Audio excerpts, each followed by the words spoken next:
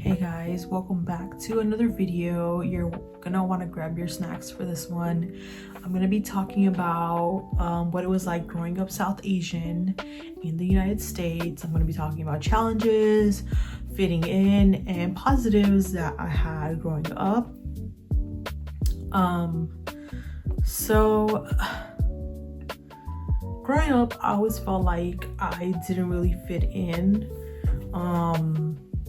I didn't really have a lot of I had some South Asians around me, but not a lot. And I grew up in a pretty diverse area, so there was other ethnicities around, but because I just felt like I saw this thing online where it's like, you're not white enough for the white kids, not black enough for the black kids. And it's just like, you just feel like you're like this kind of like outsider. I remember one time this kid asked me, do you live in tents? Because like he mistook Indian from India with Native American Indians and asked me if I lived in a tent.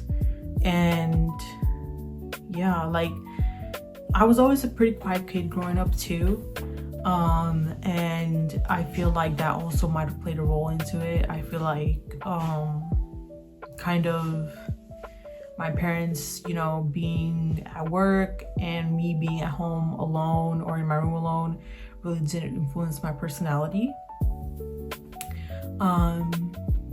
So I would say that I really felt like, like other, because my mom would like very common to oil your hair, and she would use almond oil, and I always had this thing of like being weird smelling or not liking wanting her to oil my hair because I didn't want to smell weird.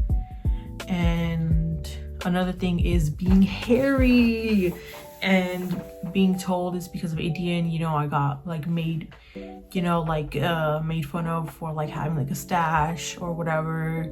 And I really internalized a lot of the comments that I got because of that. And I just felt like, compared to other races, like, oh, like we're so hairy and like I'm so hairy, and like just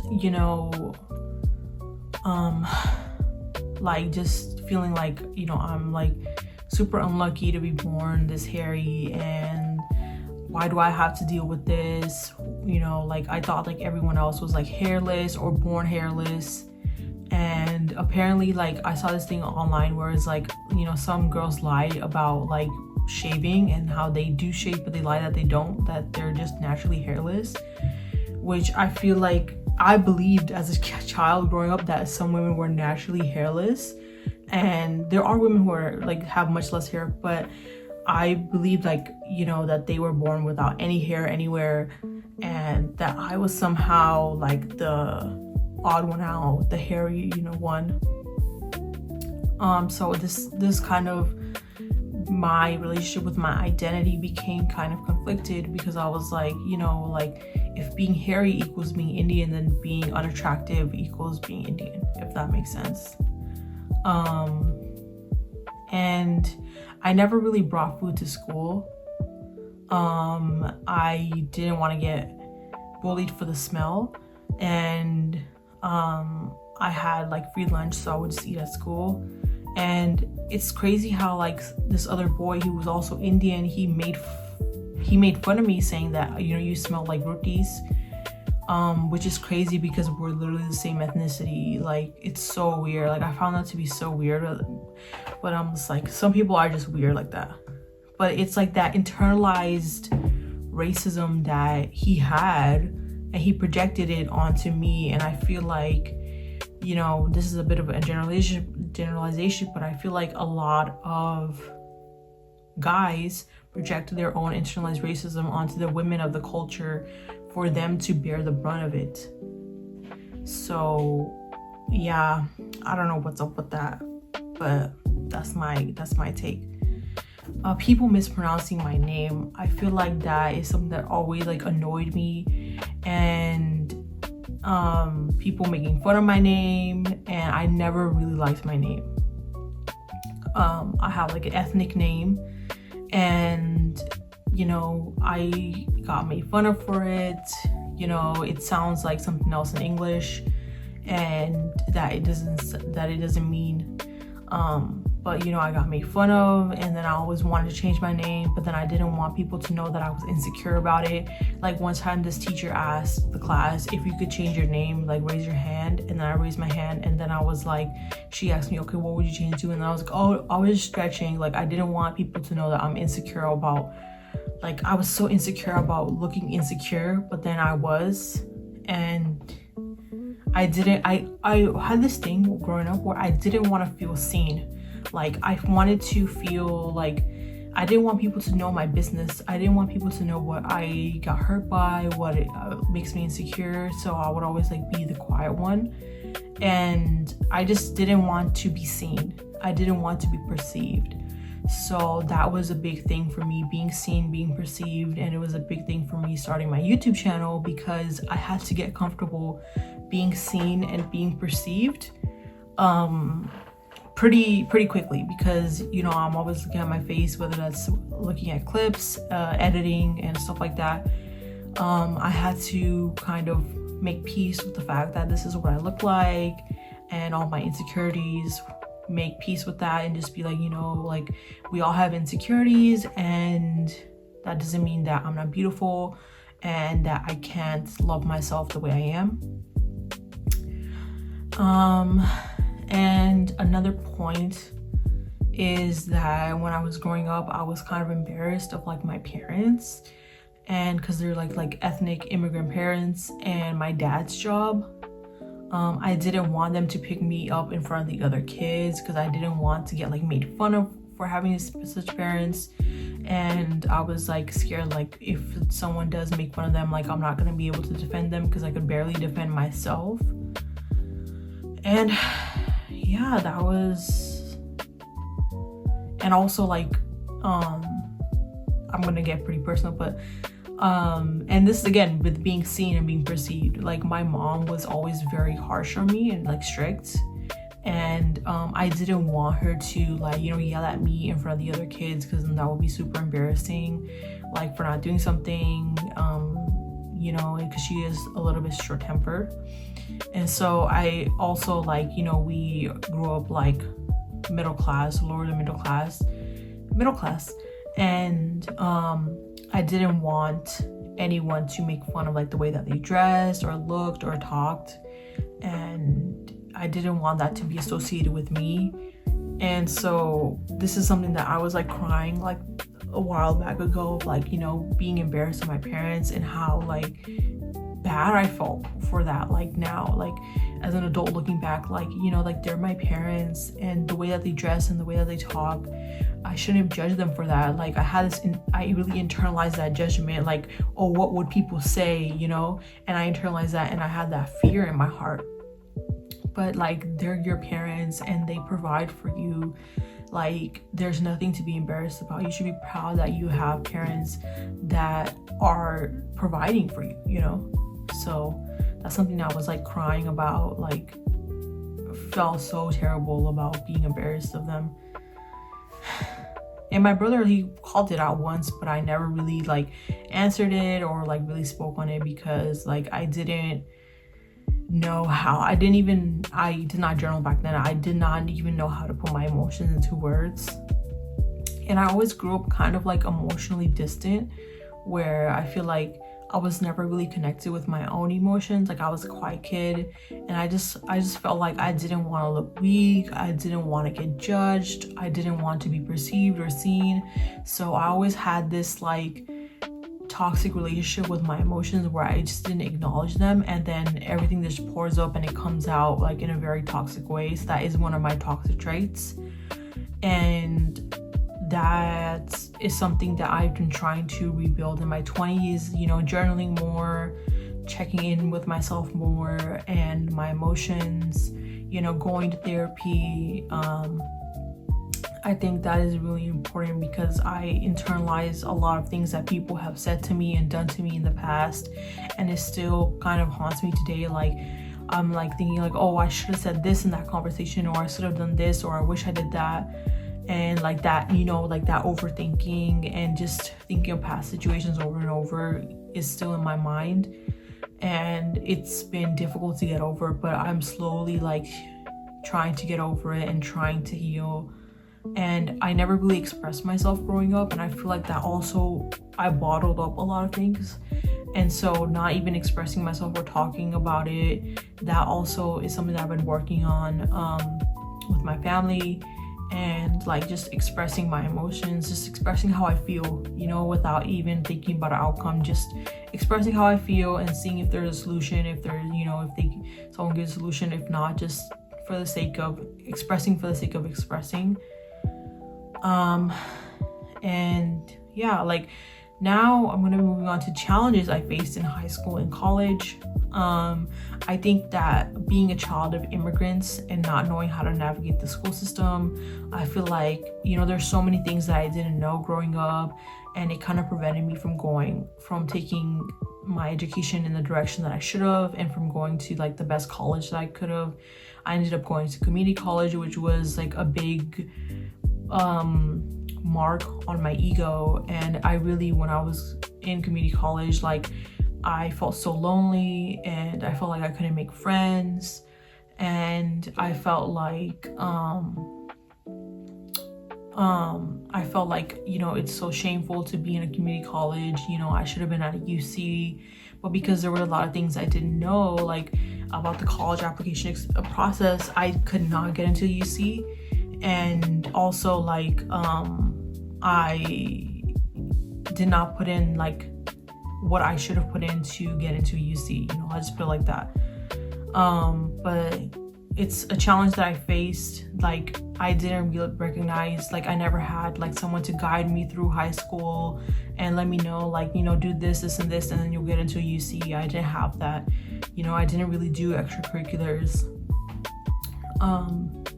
And yeah, with community college, and I can make a separate video on this, but I just felt like so like I remember I internalized a lot. Like I feel like it's so shameful. Like I remember one time this girl was like, oh, you're gonna end up in community college, and she's laughing at me, and you know, just it made me feel like pretty shitty about myself, if I'm gonna be honest. And you know, even after like I transferred to a state school, and I remember feeling like lately feeling shitty about that too, like, oh, I should have went to a UC. Why did I go to a state school? If I went to a state school, because I had gotten into some state schools in high school, applying during high school, and I was like, oh, if I, you know, was going to go to a state school anyway, I should just went while I was 18 or a freshman instead of going to community college, and I could have had the college experience that I wanted. Because even after transferring, I can talk about this in a whole nother video, but I did not have the best experience in college.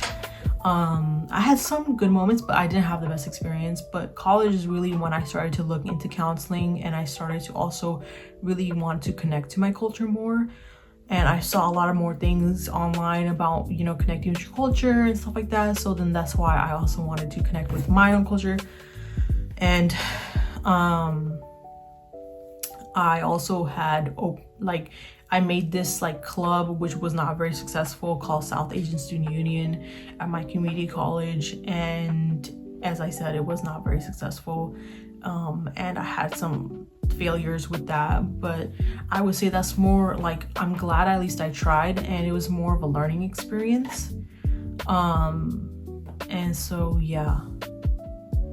Another thing that happened to me was that I was put in ESL just because I'm not white.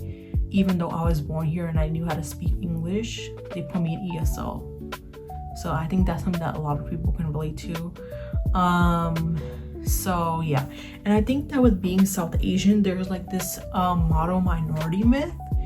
And my parents are middle class, and so we grew up middle class, so they would buy me like Payless shoes. And I remember one time, like my shoes were a little bit beat up, and like these girls in middle school were like kind of making fun of me for like, or like talking, like I could hear them, so I knew what they were saying, but they acted like I didn't. They were like, just like, look at her flats, look at her flats. And so I feel like this model minority myth is like that, you know, all South Asians have it made is like so not true. And I think I was insecure. Another thing I was insecure about was looking poor or getting made fun of because I'm poor and I buy like stuff from Payless or Ross or stuff like that. Yeah. And someone once asked me, what are you? Which I felt like was so like rude.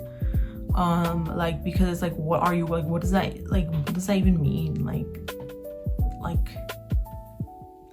you can say what's your ethnicity, what's your background, but like what are you is like so rude to say. And I have a patch here because I have a pimple, so if you're wondering what that thing is, that's what it was.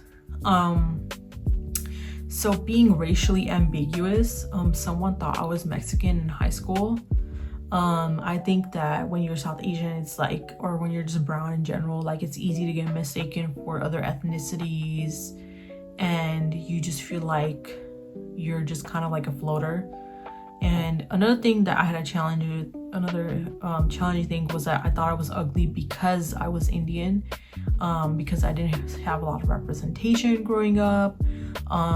You know, like there was just not really a lot of representation. And I think growing up also, like there was some like colorism in the community, and as well as like you know, the prettiest Indian being like Aishwarya Rai, but she has like, you know, like she's very fair skinned and has green eyes, and I always wanted green eyes, but you know, obviously I didn't get that. I can't, you know, that's just genetics. But I thought that Indians, like I didn't really know about her until like, because I didn't really watch Bollywood, I didn't know about her until I got older. So I always thought that I had internalized this idea that Indians are unattractive, and I thought that I was ugly because I was Indian, basically. Believing my ethnicity is unattractive, and this is kind of embarrassing to admit, but I'm gonna admit it because we're getting personal here. And I don't think this anymore, but I thought it was a flex. Like, this is when I was younger, okay? So please go easy on me. I thought it was a flex when someone called me Mexican. When I grew up, I was like, you know, whenever someone would say if I'm Mexican, I would be like, no. Like this was when I was younger, okay? But I thought it was a flex because it's like, oh, you don't look Indian, you know, you look like this or whatever. And I thought it was like, I thought Indian features were not that attractive, you know. And I think that also has to do with colorism. I think it also has to do with growing up in the United States and not seeing a lot of, I think now we have a lot more representation, but back then there was like not that much representation. So yeah. Okay, cringing at my culture because, oh yeah, this is a story. Okay, so I always thought my culture was cringe. Like I never felt like during college is when I started to connect with my culture. But growing up, I thought it was cringe because, like, you know, smelling weird, being hairy, you know, just being a foreign culture, being an other, you know, feeling othered. And also because, like, one time when I was in college, this music professor played this traditional Indian song, and I was like, dun, dun, dun, dun, dun, dun, dun, dun. And then like the kids were laughing and like making fun of it, and then I felt like I was sitting there like feeling so embarrassed and cringing so hard. Like it was like one of those like classical Indian songs, okay? So I just felt like, you know, my culture is embarrassing, or it's like cringe, and like, you know, like just not feeling comfortable to connect with it, and like feeling like, you know, like it's continuously it always gets made fun of, you know. And yeah, my relationship with my culture is very complex and it's changed over time. And then I had another incident where I had a white person criticize me for not knowing my culture because I was having a conversation with this Afghan girl and the white person was there too. And she said something about nikah, right? Nikah. And I didn't know what that meant because I'm not Muslim. So I asked her, I don't know what that means. What does that mean? And then the white person chimed in like, how do you not know your own culture? And then I just kind of looked at her and I didn't say anything. And I should have said something. I should have been like, well, actually, that's a word for a language. We speak different languages. A, we speak different languages. I don't know what that word means. B, we're different religions, so I don't know what that means again. And 3, like, with all that being said, like, it's not your place to judge me. And that really bothered me for a long time. Like, a white person judging me for not knowing my culture, because it's already such a complex relationship, so it's like, if on top of, like, I have such a complex kind of like a toxic link to my culture, it's not really healthy, and her on top of that judging me for not knowing my culture, that really pissed me off. Okay, but in the moment I didn't say anything. Again, this is one of those moments where I wish I could have like replied back. It played in my head a lot after that, of things I could have said to her and this, that, and the other. But we can't reverse time, we can't go back in time. But that really made me think like, okay, I have to change the way that I communicate with people, because people are just saying whatever they want and I'm not responding. And it's like, you have to at least give a response, whether that person, no matter what that person believes or thinks, that's them. But if you, from your side, at least gave your response and defended yourself, then that's what matters. Don't just let people like talk to you however they want or say whatever they want. And standing up for myself is something that I really learned as I grew older. And just even standing for yourself can just be like how I just said, like, we don't speak the same language, we're different cultures, we're different religions, just saying like the facts. That's you defending yourself. That's enough of a response. So don't let people walk all over you, is what I would have said to my younger self. Like, I was a quiet kid. I was like, I never really stood up for myself. And this happened like a lot growing up, where like people like were being really toxic towards me, and like kind of like just doing and saying whatever, treating me however they wanted.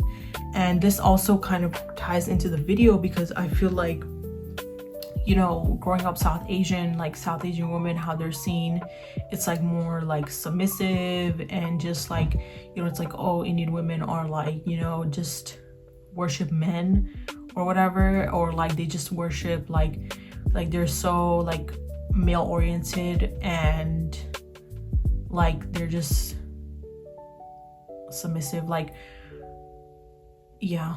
And so I feel like this is, as I got older, like, I feel like, like I can't stand up for myself. This is when I was really like going through it, and I was like, I can never stand up for myself. Is it the culture? Is it how I was raised? Or is it just like a personal problem? And I think it's a little bit of both. I think that, but because, you're raised in the culture, like even though you're in the United States, you're raised in that culture. So the way that you communicate, like, I think a lot of times I was shut down for having emotions or, expressing my emotions. So then I couldn't express those when I got older. That's number one. And number two, like, I was socialized, like I wasn't really like around a bunch of kids. Like my parents kind of did keep me in the house. So then I just developed my social skills from being around my family, and I was taught a lot of toxic things, from relatives, from family, and all these things. And so standing up for myself, and also like I never wanted to be called crazy, because like I felt like that's such like a stigma in our community, is being called crazy. Yeah, so I think I kind of went on a tangent there, but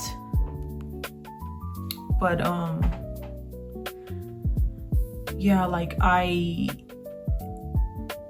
found that standing up for myself is something that I focus more on. And you can still love your culture while acknowledging the toxic traits of it, and acknowledging that image of how you're seen just based on how you look and your ethnicity, how you're judged for it and stereotyped for it. And I never wanted to fit into that. But yeah, that moment really pissed me off when that white person criticized me. Like, who are you to judge my relationship with my culture? You don't even know me. You don't know my stories. You don't know what I've been through. You don't know how my relationship with my culture has changed over time. Like, that's not, and I'm like, there's so many things I could have said to her, but I didn't. And I kind of a little bit regret that.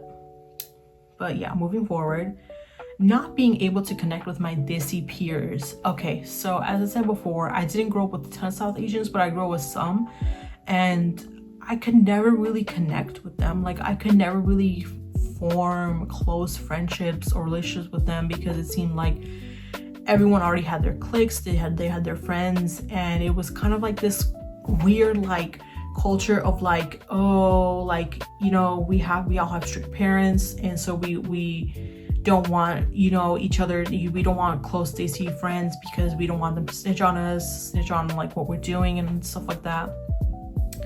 And I don't know why, but like, I've even had, like, I was getting bullied one time in high school, and like one of them was a Desi, and he joined in on the bullying. And it's like, there was no sense of solidarity because we're both South Asian. There was no sense of anything. And like, I've even, like, when that other boy was telling me I smell like rotis, it's like there was no sense of like, oh, this is someone from the same culture, like, oh, we should get to know each other or whatever. But it was not like that. Like, in fact, I feel like I also had this one girl that was very competitive with me growing up, and like if we were doing, like, giving answers for a question the teacher gave, and if I gave the wrong answer and she gave the right answer, she'd be like, ha, see, like that type of, you know, like that competitiveness was there.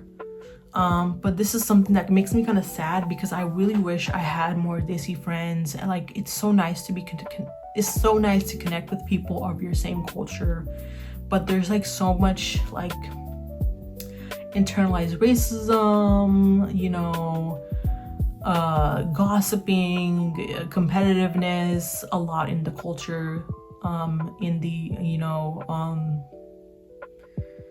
first gen Desis, that is just not good. And I think I've seen some girls post about it online, how, like, you know, it's a lot of it can be toxic friendships. But I hope to make more Desi friends.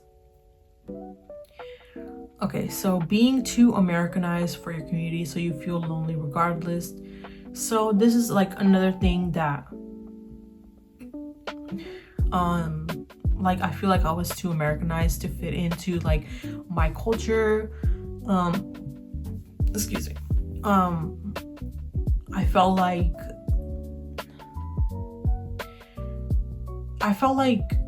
I was too Americanized, and like I could never really fit in with like a lot of extended family members because like I didn't know the language well enough, or I didn't know the culture well enough to know what to do in certain moments, and I just didn't know how to connect with people from the same culture. So I felt a lot of loneliness growing up, and I still do kind of.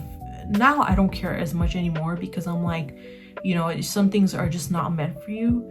And, you know, I just feel like I'm so focused on me right now. Like, I don't care as much anymore. But I think growing up, I felt like, you know, I wasn't like those other Desis that I see on, you know, my peers, South Asian peers that I see on the internet. Like, they're so connected to the community and the culture, whereas I'm not.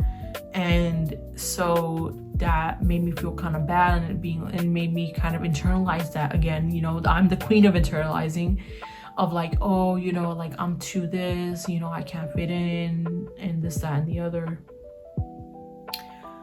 And another incident was I got called an ABCD by an Indian student during college. So this was like someone who came from India to study here, and they called me an ABCD. And then I didn't say anything in the moment, but I wish I had, because it's like, if you don't know, ABCD stands for American Born Confused Desi. And so it's like such a, like, I don't like that term. I hate that term. I don't like being called it. And it really like pissed me off later on. Like I was thinking about it, like, oh, I should have really like told him off. But that term, I feel like it's such a like belittling term, and it's like it takes away our struggle, our struggles with fitting in, connecting to our culture and our community. And it just makes our like pain or our like struggle seem like it's nothing, like we're just quote unquote confused. And it's like, no, I'm not confused. I know who I am, but I have a lot, like this video is like 30 minutes long already. Like I have so much stories and so much to say about this. Like there's so much nuance, and you really need discernment to see like how complex this is.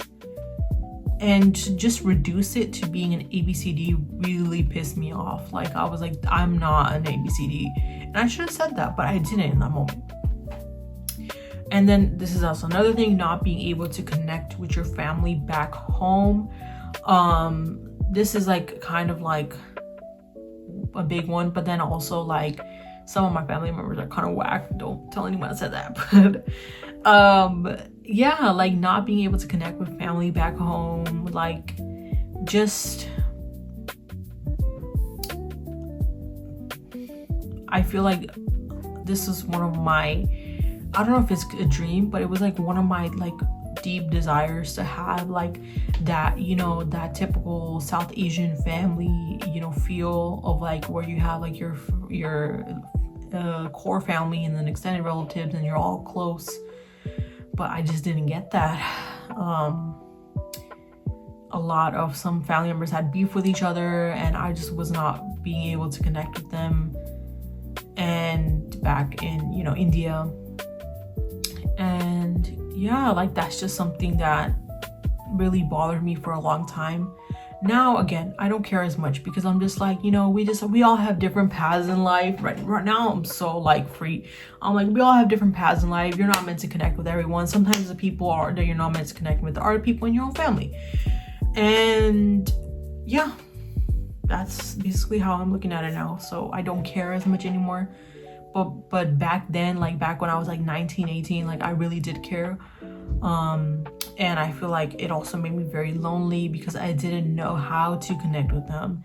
And I grew up having somewhat of a social anxiety as well. And so making friends, connecting with family, it all like, it was all difficult for me. Like I suffered through a lot, and I feel like my parents never really understood me or understood my struggles. I never had any Desi peers. I feel like my sibling didn't really understand me. And so I feel like I never had anyone to confide in who truly understood me, gave my experience the respect it deserves, and gave me the respect I deserved, and really just heard me out and just really talked to me with the supportive and understanding tone. I never had that. Someone to validate like, oh, I can see how you feel lonely when you can't connect with your community and your culture. I can see how you feel lonely in the United States trying to fit in, and there's all these different cultures and you feel like you can't make friends. Like I can see your struggles and your pains, and I see you, and you are so valid and seen. And I never really had that. Like I've had some whack therapists too, and that pissed me off as well and hurt me too. But I never had someone be like, oh, I see you and I feel you and you are so valid. And I think this video is like me expressing that. And if someone who's younger than me, who is going through high school right now or middle school and is, a South Asian, can see this video and feel seen and heard, like I will be so happy. That's why I'm making this video. And for me to also express myself and talk it out is also like really healing as well, because it's like I'm seeing me, I see me for who I am, and I see my struggles and my pain. Okay, people questioning why I'm vegetarian. Okay, so this was always like a big thing for no reason. Like I never found it to be a big deal, but other people around me always found it to be a big deal that I'm vegetarian, making me eat like some meat, like some beef jerky. Like I remember like in middle school someone made me eat beef jerky. Another thing, like there was this Muslim girl and she was like, you know, what did she say exactly? She said like something like about me being vegetarian, and then I'm like, okay. And how, like, I don't know, like, I guess she felt threatened by it. I don't know, like, I really don't know, because she ate like halal stuff. And so basically saying like, oh, it's nothing if you're vegetarian for religious reasons, like it doesn't mean anything. And I was like, okay. Anyways, oh, and this leads into the next point. Pakistanis having beef with you for no reason. Oh my god, like, this is such a one-sided beef. Like, I don't know why it happens, but it's like Pakistanis, maybe even Middle Easterns too, having beef with you for no reason, like this weird competition. Like, I don't like it. I don't like it at all. Like, I remember I was in this one program, and then there was this girl who was Middle Eastern, and she always had to one-up me whenever I would say anything or do anything. And like, I genuinely wanted to establish a friendship with her, but like, and I could have gone about it in a better way too, but I was also young. And she would always feel like there was always a sense of competitiveness, which is just like, I'm like rolling my eyes right now. Okay, another thing is like, if you thought this video wasn't deep enough, oh my god, I have so many more points written down. Emotionally absent father. We're getting deep. I told you we're getting deep. Okay, I'm getting really deep in this one. Emotionally absent father and aggressive mother. One time there was this like Desi kid who was also like, oh, your mother is like really loud or whatever.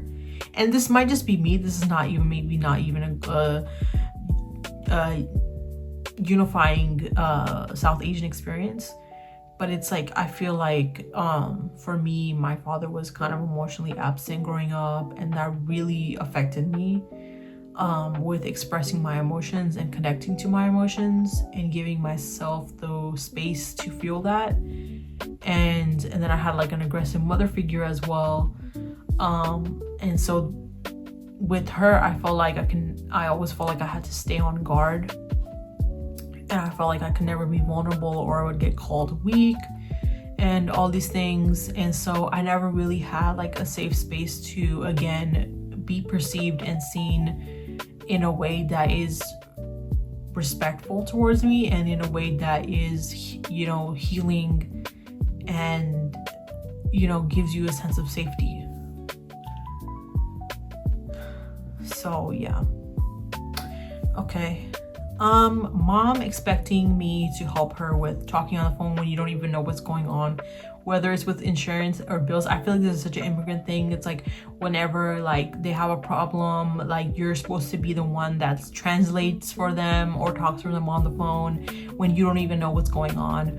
I feel like this resulted in a lot of stress for me growing up, but it's kind of funny, but it's also like a little bit stressful. Like, you know, like I'm expected to solve this problem when I barely know what's going on myself. So I think this is also going off of the previous challenge of like growing up here, not really knowing the school system, not really knowing how college works and all these things. Like my mom also, like my parents also expecting me to help them like with their stuff. It's like on top of me not knowing a lot of things about like what I should be doing. I think that also was something that I felt a little bit guilty of, like not being enough to really help them out, and also feeling like the weight of like also like not later on beating myself up for not knowing better to, you know, to get into the right college and doing this and knowing about the educating myself about the process, talking with the guidance counselor, really honing in, because I was going through a lot emotionally during that time as well, during high school. And so I felt like I had a lot of guilt, and I beat myself up a lot for not being enough for them and not being enough for my own college application process. Yeah, it got deep. It got really deep. Okay, I talked about this before. So almost zero representation in media, especially as a woman. The only thing I can remember is the Patel twins from Harry Potter. And if you know that the Patel twins got nerfed. Okay, they got nerfed. And I feel like for me, this is really important because it's like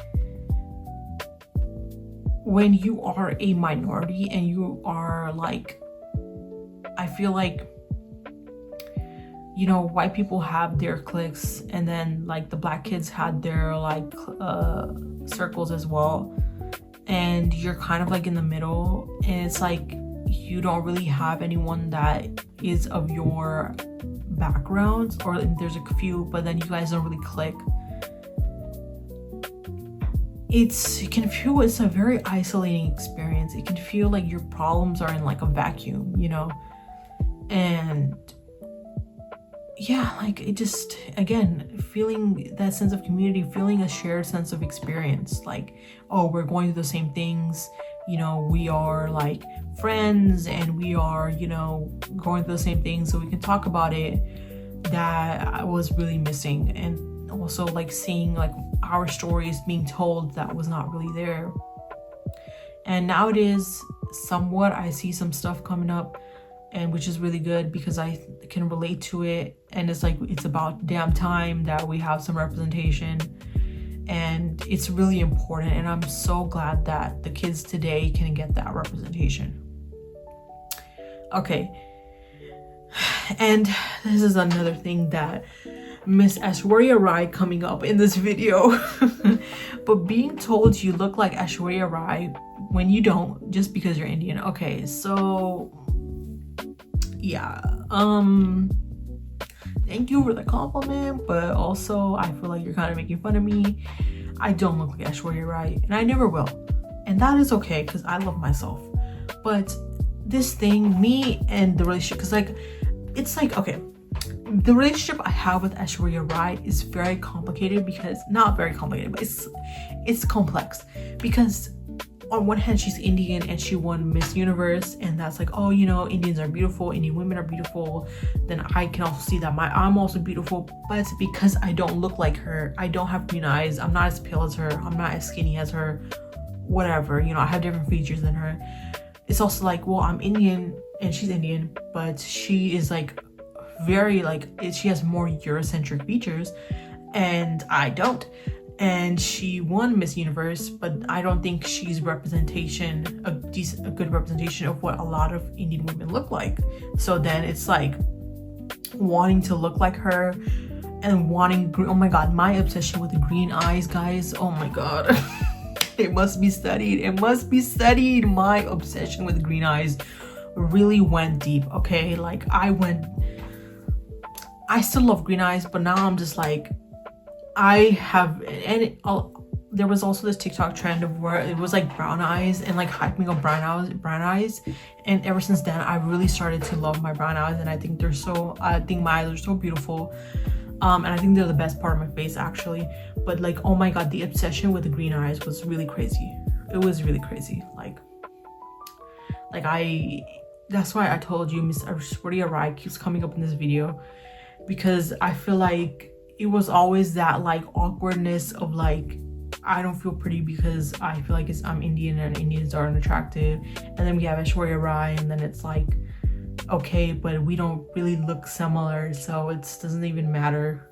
But anyways, so now I'm gonna talk about some positives. Okay, we're talking a lot about challenges, let's talk about some positives. Okay, or like funny things. Okay, so I put, mom making you questionable concoctions whenever you mention the smallest health problem you have. So you could be like anything, you have some small health problem, she's like, oh, you gotta do this, you gotta do that, here's this weird nasty smelling, nasty tasting thing, here, drink it. And that's like something that I feel like a lot of South Asians can relate to. And another thing that I find really comforting is having your mom oil and braid your hair, her way of showing love through actions. When I need some love or comfort, I still ask her to oil and braid my hair to this day. I feel like this is such a peak South Asian experience, oiling and braiding your hair. So good. Eating Maggie noodles, that's another one. Eating Maggie noodles, like that is, I don't know why, but I just put that there because I'm like, it just feels so like American, like Indian American experience. But yeah, those are the positives. There's only like 3. But they're good things. They're good things. And I do love the culture. I love the clothes. I love the parties. I love the food. You know, it is a really beautiful culture. It really is. And yeah, I just find it hard to connect with my community though. I think I should make that a goal maybe for this year, is to connect more with my community. I think that would, and just talking in my native language, I think that would really be something that would be fulfilling for me. Okay, so I had a lot of challenges and emotions surrounding my ethnicity growing up, and I internalized a lot. I felt very disconnected from my culture for a long time, but the positive is I can always learn and connect with my culture. You know, it's not a fixed thing. Just because you feel too Americanized doesn't mean you can't fix that. It's all about having a growth mindset. And these experiences made me who I am.